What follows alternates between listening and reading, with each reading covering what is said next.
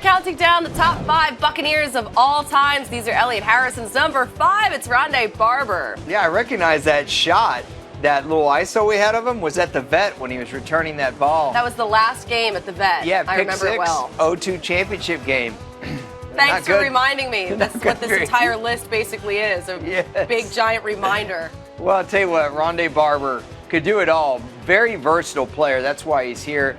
Good cover corner, great on the blitz, as you see right there, and a long career. 16 years, 5 Pro Bowls, 3 first-team All-Pros. Look at Enough that. said. Oh, come on. We got to show that play right there. Yeah, that was a great play. Let's move on. Number 4, John Donovan Lynch. didn't see him. Didn't see him. Of course.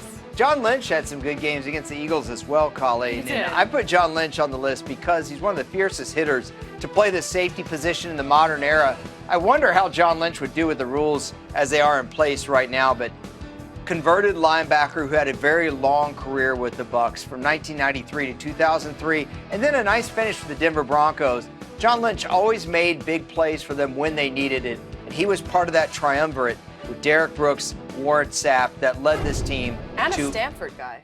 Yes, and a Stanford guy, Super Bowl 37 title. That's and right. to get to Super Bowl 37, of course, they beat the Eagles at the vet. They did. All right, let's. I'm not even going to dwell on it at all. Yeah. But it's fine. That was a really terrible moment in my Yes. life, just remembering that game. Let's go to number 3, Warren Sapp, the 12th overall pick for the Bucs in 1995. That's right, Warren Sapp, number 3 on the list. Put him ahead of John Lynch, which some people might have a problem with, but I think Warren deserves it for the way that he played the defensive tackle position in Tampa Bay. He really made that defense go. And look, pro football hasn't changed much in 90-plus years. You still win up front. Warren Sapp also able to get a lot of pressure from the defensive tackle position.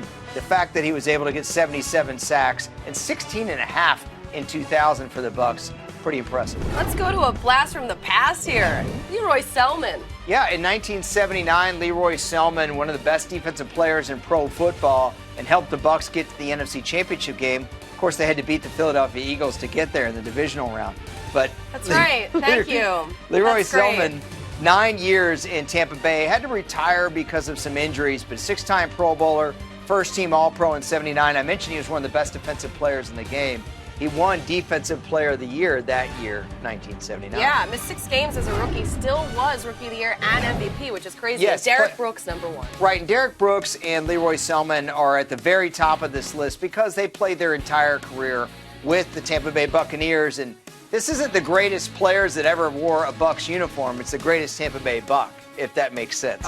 You could have a great player that plays 1 or 2 years. For example, Tim Brown, Hall of Fame wide receiver, played 1 year in Tampa Bay. But Derrick Brooks played 14 years for this franchise, 11 Pro Bowls, 5 first-team All-Pros. When you start racking up 5 first-team All-Pro mentions, that's pretty special. That means you're a starter on the NFL's best team, basically. Derrick Brooks, excellent in coverage, and again, along with Warren Sapp and John Lynch, really made that Super Bowl 37 team special. Right. Look at this list here. 5, 4, 3, 2, 1. A lot of reminders of that Super Bowl year, the year they had to beat the Eagles to get there. I remember it well. That John Lynch picture, that's an old school. That's probably when he's still a linebacker for the Bucs. I like the creamsicles. Love you like that. them? I like it. Warren Sapp, Leroy Smith, and Derrick Brooks at number 1. Roy Selmon, man, awesome.